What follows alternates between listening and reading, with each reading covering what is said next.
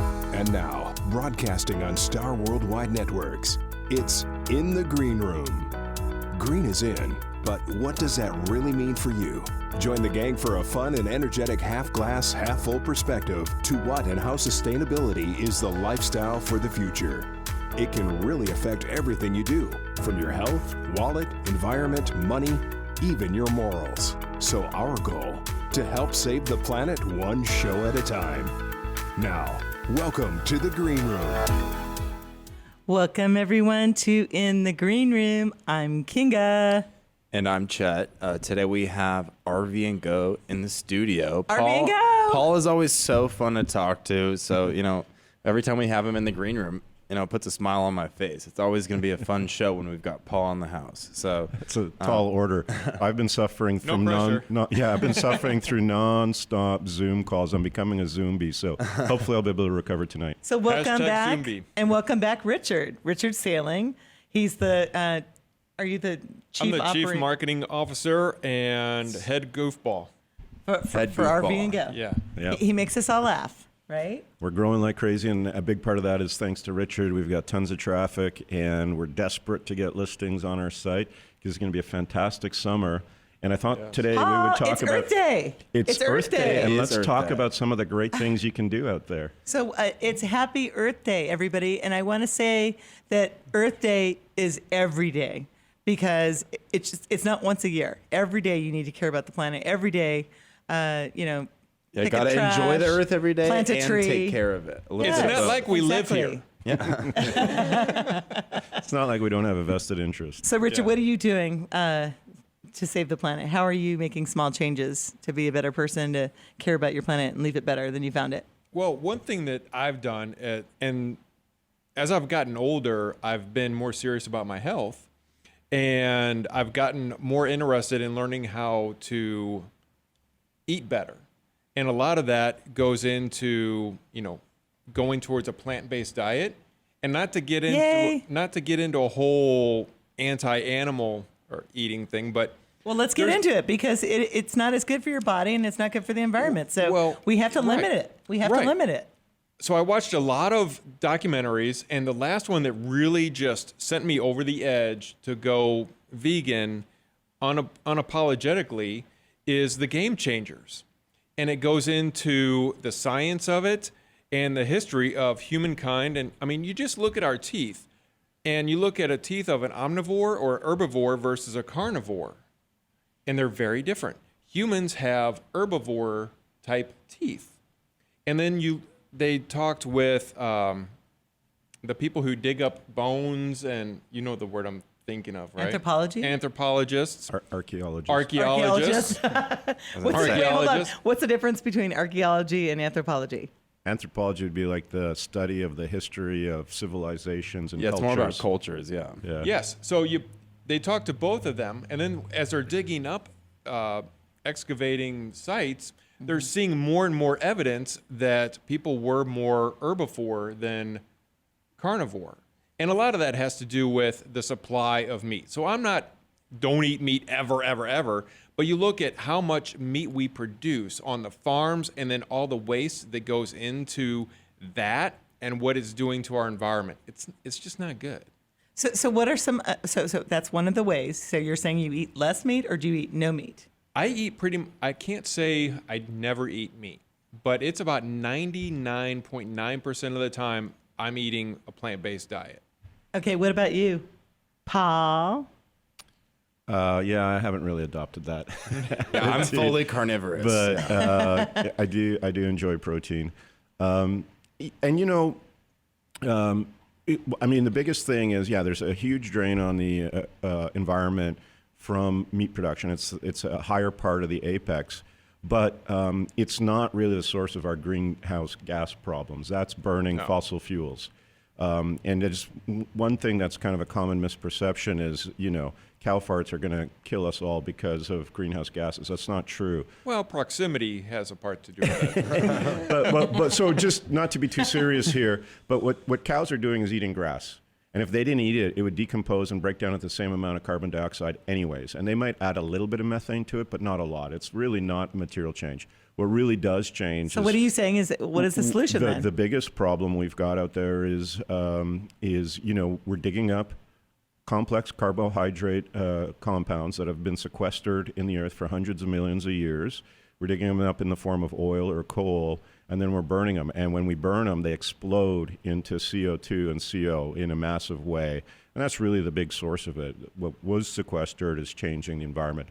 It's not really so much because, 200 years ago, there's 300 million buffalo roaming the United States. I mean, and they weren't dying from greenhouse gas issues. Chet, what do you have to say about this? Point. Well, he's 100% correct here. And the main pollutants are the massive ships, like the shipping container ships and stuff like that burn the dirtiest types of fuel. They burn bunker fuel, which is like just nasty So, goop.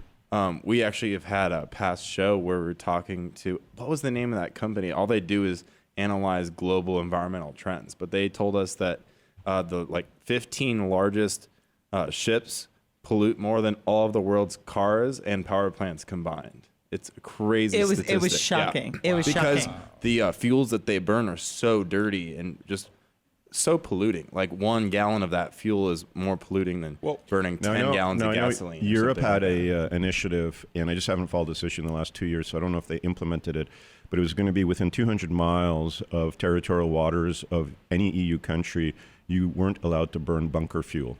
And so the ships were having to install, dual furnaces that could burn diesel, a lot more efficient fuel, less polluting than bunker fuel, and coming right into the port, at Mallorca or something, just with big black smokestacks. But that's got to change. What's interesting also is we think, let's just go electric. Let's everybody just buy a Tesla.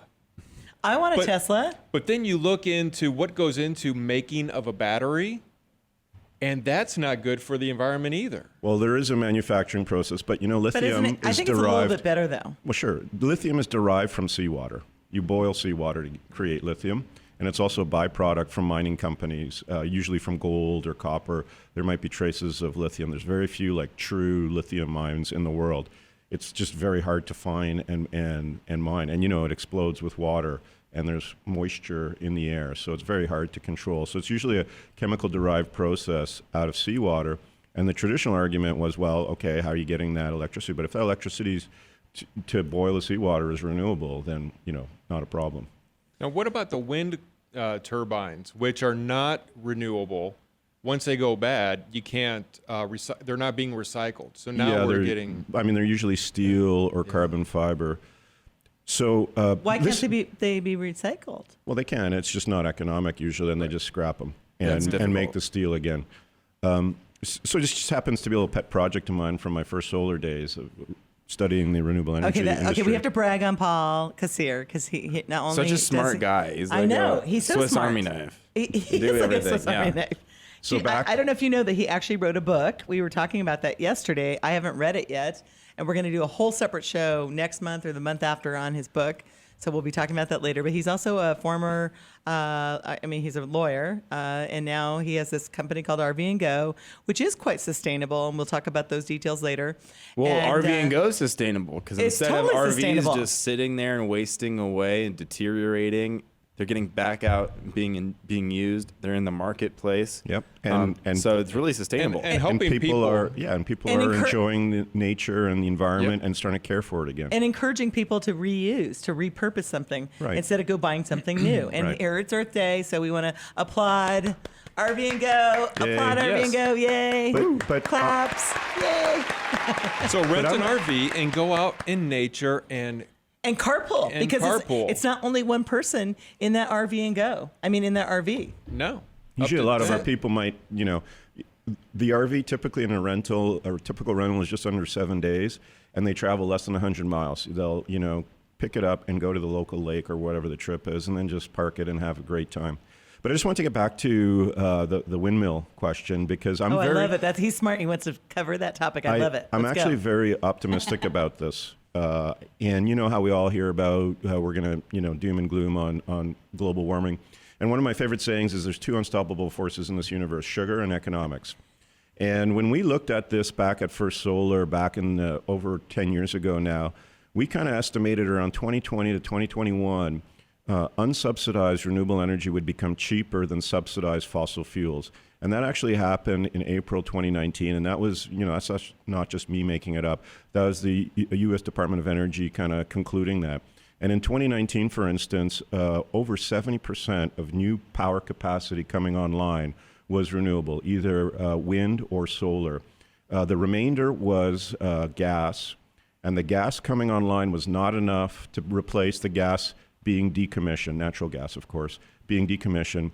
And a coal plant has not been commissioned in the United States since 1993. And they just, doesn't matter what politicians say, you just can't stop the forces of economics. They cannot decommission coal plants fast enough. And they just don't want people to go into blackout until they build all the renewable energy. And the reason for that is,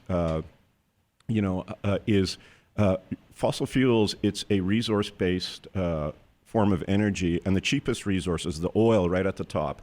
The easy stuff to extract has already been extracted hundreds of years ago.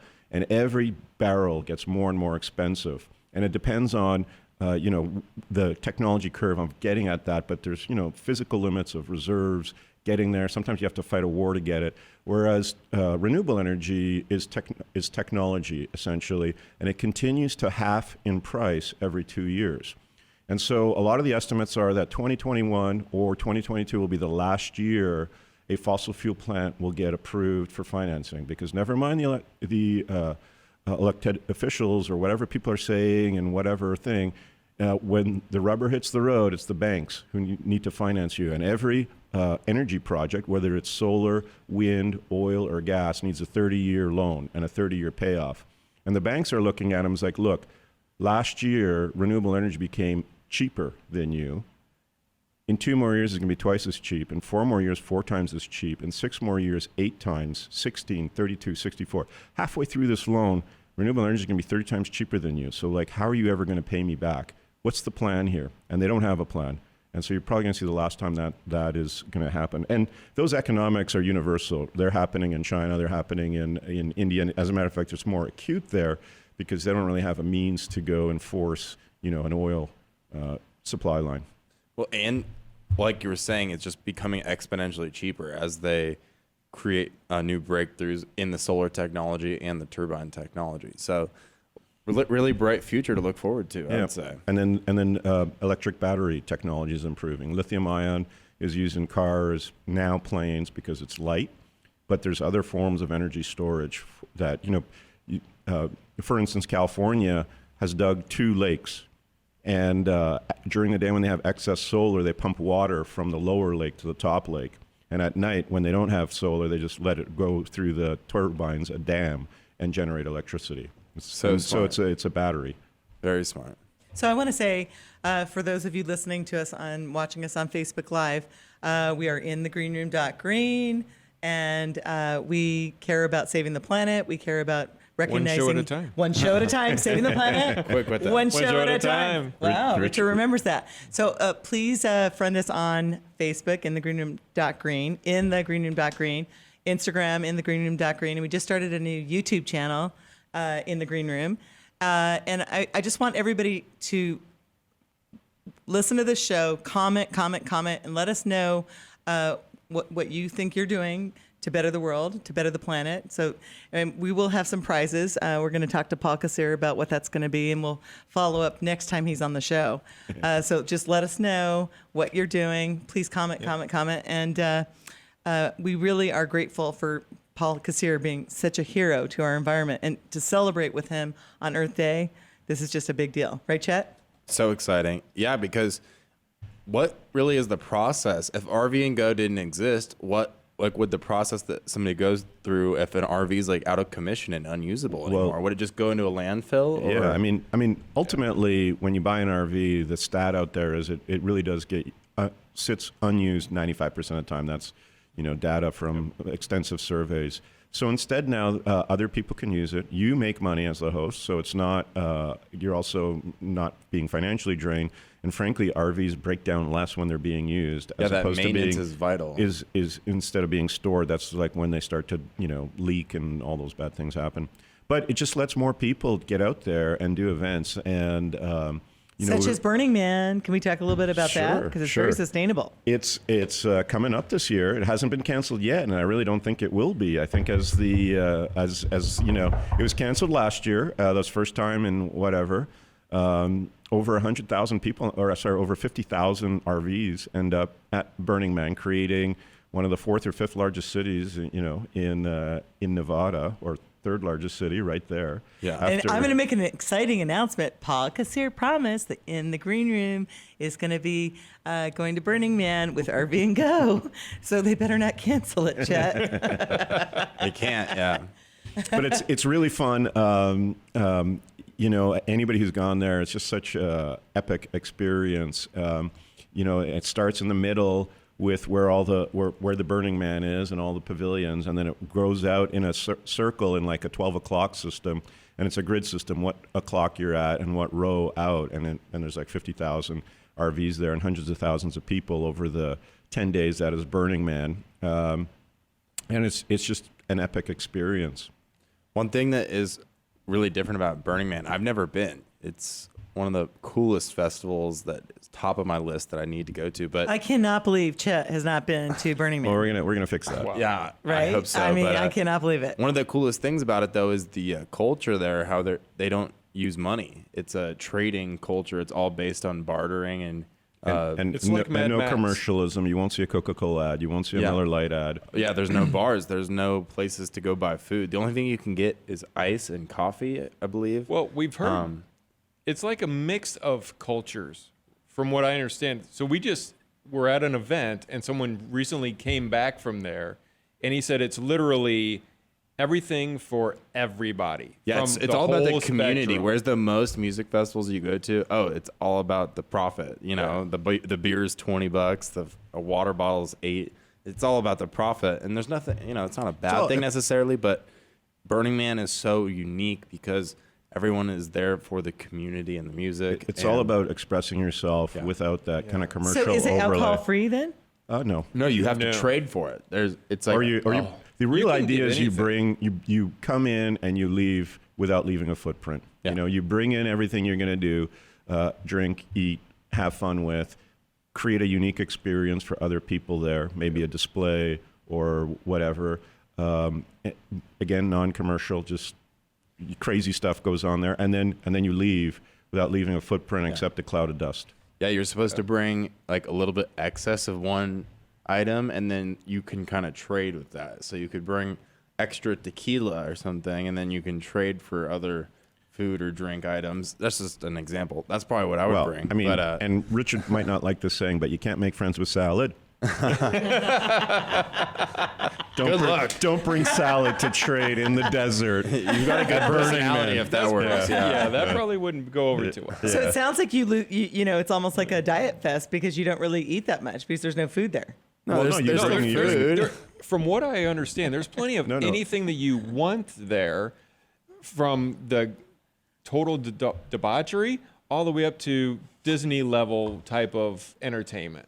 And it runs the gamut. So if you're going there for, how do I say this?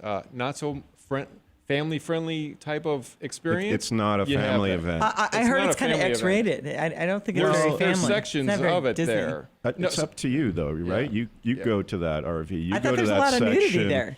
It's not. That's not the idea. But there is some, It's correct? not like a nudist colony. But there is some. I mean, in private, I'm sure.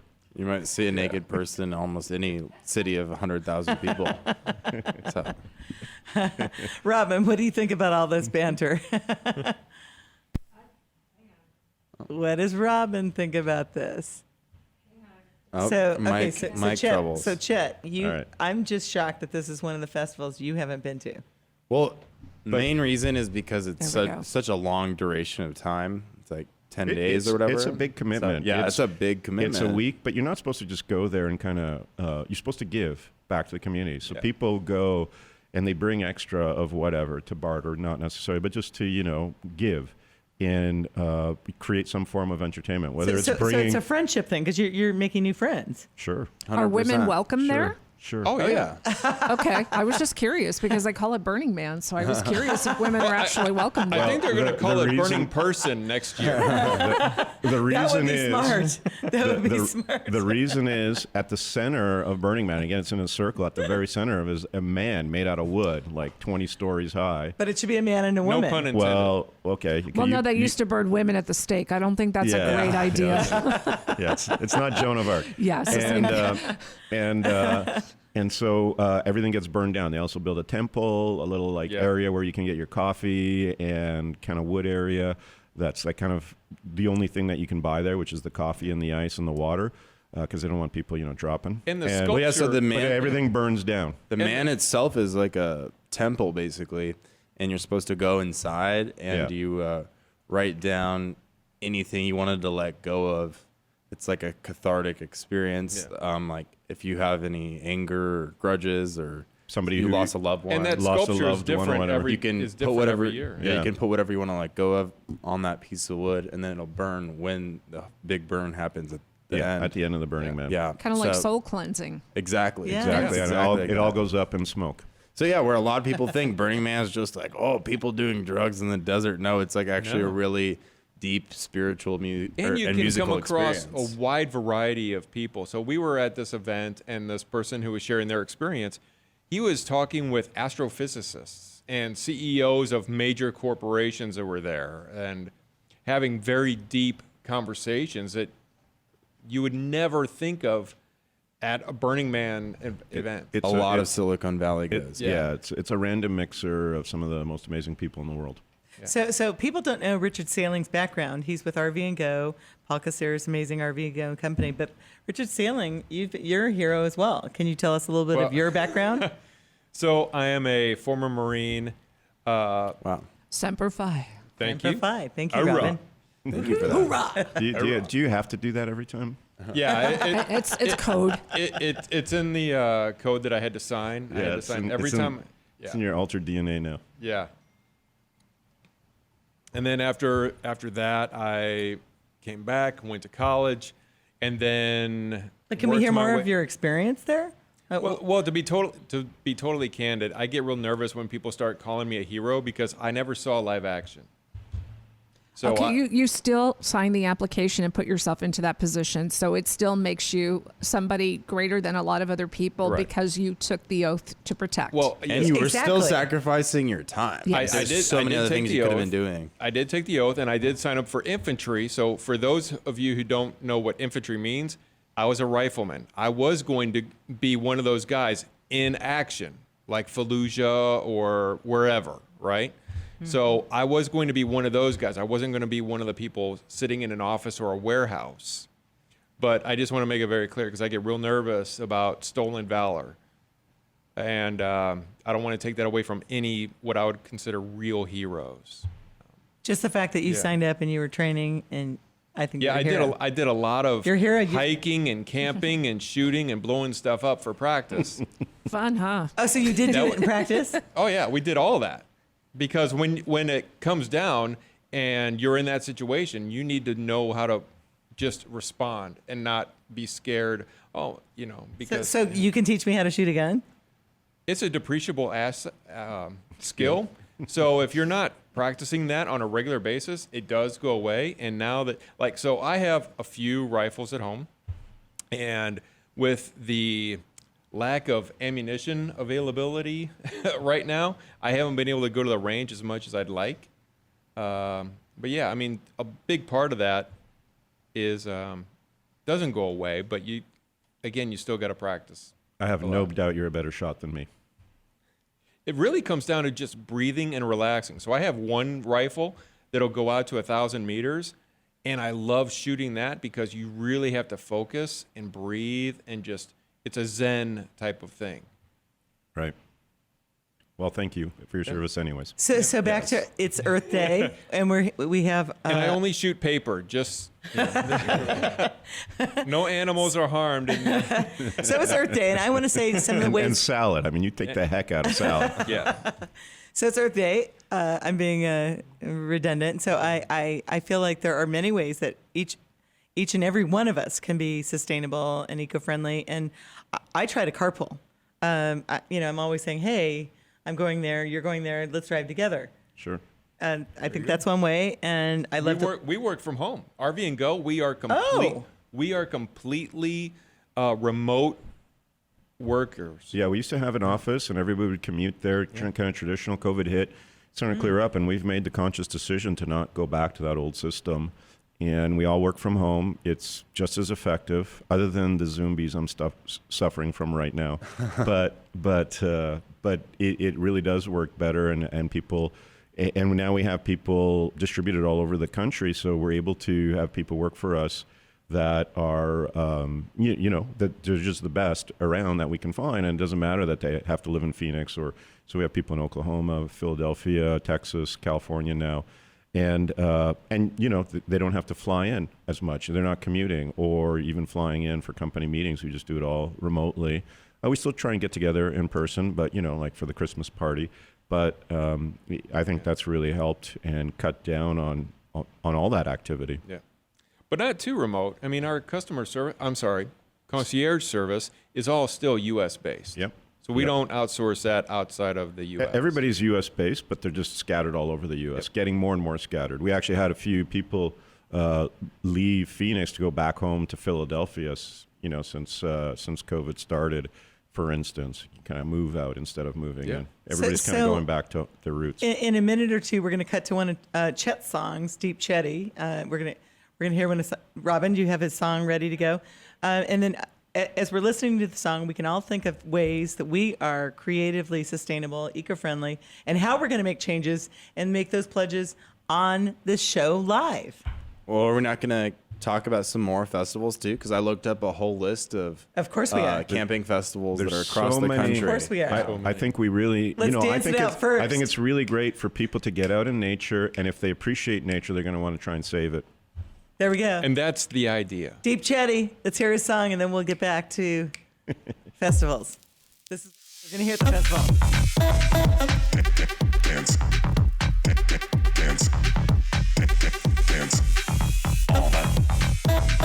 All that. All that. All that long till the break is done. Dance. Dance. Dance. Dance. Dance. Dance. All that. All that. All that. All that. All that long till the break is done. Dance. Dance. Dance.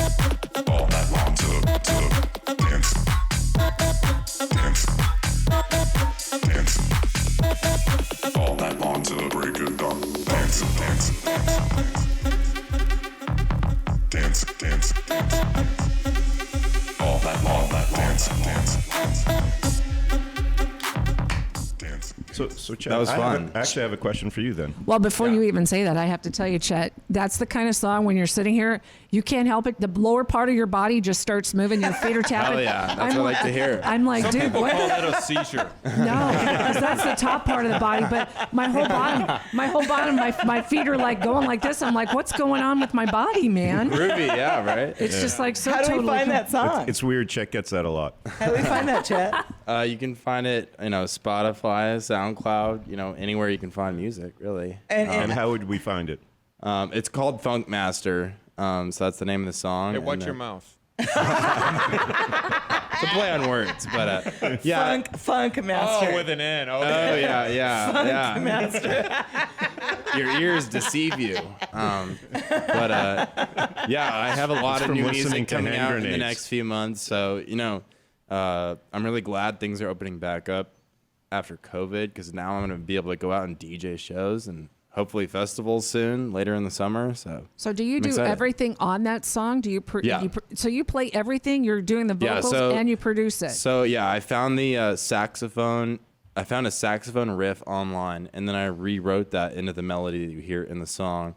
And then all of the synths I created in Serum, which is a virtual synthesizer. You can create any sound in it, basically, literally any incredible. sound. How long did it take you to do that song before you even were ready to record it?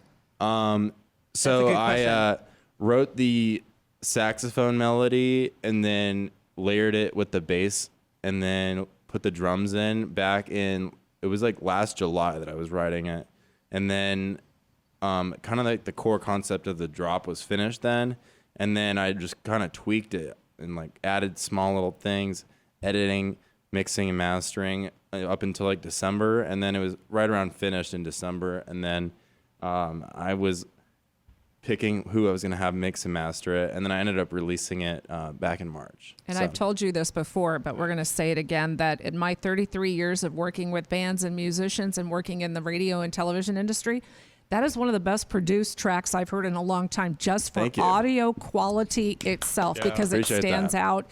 It's just, usually when I get music tracks, I got to pump this stuff up in my board. I can't even get it halfway up my board, and it's blowing out my speakers. So you did an amazing job producing that. So that is a She great can't get it skill. halfway up her board, but yours went all the Hey, way now up. this is rated PG. You went We're right. talking about the music. It's You actually went, you went right to the top of the board.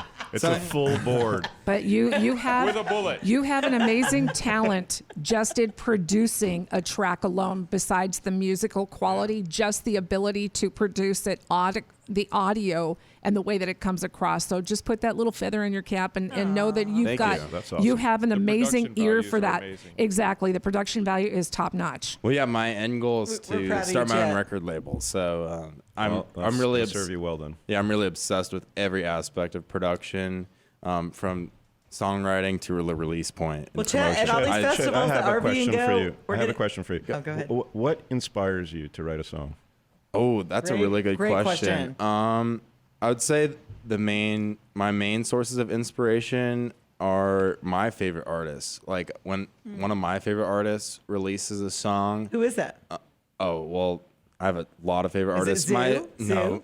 I love Zoo, but Gajira. I'd say my number one favorite artist I look up to in a creative way would probably be Joyride. Joyride. Okay. Yeah, he's an absolute genius when it comes to Joyride. production. He mixes and masters and produces every single sound in his songs as well. But every time I hear one of his songs, it just inspires me. Like, could I create a song that would make people dance or strike that emotion out of people?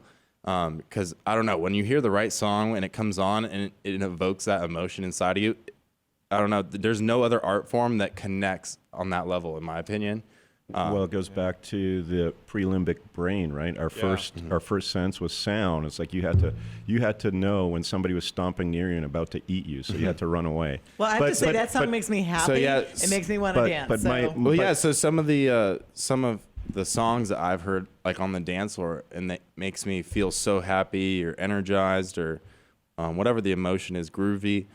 I just have like kind of channeled that and been like, I want to recreate something like that. So I would say that's like my step one for inspiration. And You then did recreate something did. like He that. So did. your Yes. inspiration You is can't sit creating down. a You feeling. have to You want to dance. recreate a feeling for people. Yes, Is that what I'm hearing? 1,000%. Because, well, that's the most beautiful thing about music is that whatever emotion your song is conveying, it's directly going to be reflected for the listener. Like some other art forms, there's a lot more, leeway. Like you can discern different things from it, but music, it's a specific emotion and vibe to the track. So, And do you feel like you've got do you get like a riff in your head and that it needs to come out? Do you get like a 100%, lyric in your head and 100%. it needs to come out? And you need to 100%. build something around that? 100%. A lot of the time, it will come to me just randomly like that, where I'll just think of, oh, this little chord progression could sound really cool, or oh, this is a fun vocal idea. So it's not always the exact same process, but I love it. And Well, you're good at it. Yeah, I mean, and- that yeah. song is just, it Trust makes me, it's happy something- and I want to dance, period. I make it because I love it, and it's just a benefit that other people enjoy it. Like if I was the last human on Earth, I would still produce music every day for myself. So I think Well, that's you got nothing else to do. Well, that's the key to real music is being passionate about it. And if you're not creating it for yourself for the sake of giving it to others, then what's the point of doing it? So you have that passion and that gift to do that. Yeah, Exactly. If you're just doing it to get rich or something, it's You going to don't be get- you don't it's get gonna rich be in the music perverted. industry. Well, with but even anything, painters, right? Like Van Right. Gogh never painted for money, for instance, Right. and he painted for himself, and look how amazing some of those paintings are. So it's the same creative process. If you do it just for the process of the creativity and the emotions you're trying to evoke, because that's what art does, whether it's painting or music or all the other art forms, dance. It's about evoking emotions in the human experience, in my opinion. yeah. So you said Joyride. I Who was agree. another person that inspired you as far as music? A local artist. His artist name is Ghastly. His real name is David Crow, but I'm obsessed with him too. Ghastly? Yeah. And he's He actually local? has a show on Sunday actually at the Van Buren down in Tempe. Sunday at the Van Buren in Tempe. Okay. What You hear time? that, folks? What time? You should I take don't an know. RV It's there gonna be and late. camp out. Camp out, yeah. But yeah. Well, back to what we were talking about earlier. There's a Well, lot once of again, it's other. Earth Day, Texas. It's Earth Day, not Earth Day, Texas. It's Earth Day. Well, what I was gonna say though is we can go over a few other camping festivals that are across the country, because we talked Burning Man, which is here in the Southwest. But there's every state has a Burning Man, or just about every state. I don't Really? know I've that never for a heard of fact. that. Yeah, there's like little local Burning Mans, a little smaller. Are you sure? Yes. Yeah, very it's a sure. thing. Oh, And I've never heard of that. You learn something new every day. Yeah. yeah, you do. It's a lot- Never done Paul on air. It's on a much And, smaller scale though, right? Yes, Yeah. obviously, much smaller, but it's kind of the same spirit, same idea, same, so there'll be a bonfire at the end of the day, all that. But there's also, we're starting to get back a little bit to normal. So you're going to start having NASCAR. That's a fun thing to take an RV to. You're going to start having horse races, and that's a fun thing to take. And RVnGO and in the green room, we're going to NASCAR with Michael Waltrip, and Yeah. Chet's going too. Yeah, Yeah. we're planning that. So, exciting. I know. Yeah, it's gonna be a Paul was fun- telling me, we're fun- so fun little excited. thing. Michael and I are talking about it too. So there's that, NASCAR, the obvious one, IndyCar is out there doing its circuits. Motor racing is just such a great venue for it. Park the RV in the middle of the track and then go up on the roof and watch the race. But Paul, how is it sustainable? Can we explain to our listeners that maybe have not taken an RV, how is it better for the environment than flying an airplane? Well, so one of the most polluting things you can do right now is fly an airplane. Getting in an airplane, and you can do some sympathy tree plants afterwards, but it's not anything like dumping those hydrocarbons right into our atmosphere, right where it matters. So RVing, 4 to 8 or 16 people go to the local race, far more sustainable than, and even if you drove from here to Cincinnati, that's way better than flying from here to Cincinnati. We start with that.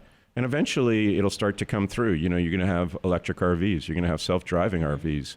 So it'll start to come through, and then there'll be zero effect. And, you go to sleep in your RV and you wake up in your campsite in Seattle, kind of thing, as it drives there. Well, when Chet is driving with all his friends to Burning Man in an RVnGO RV, and or to Michael Waltrip's NASCAR event that we're going to go to, how many friends can Chet fit in that RV?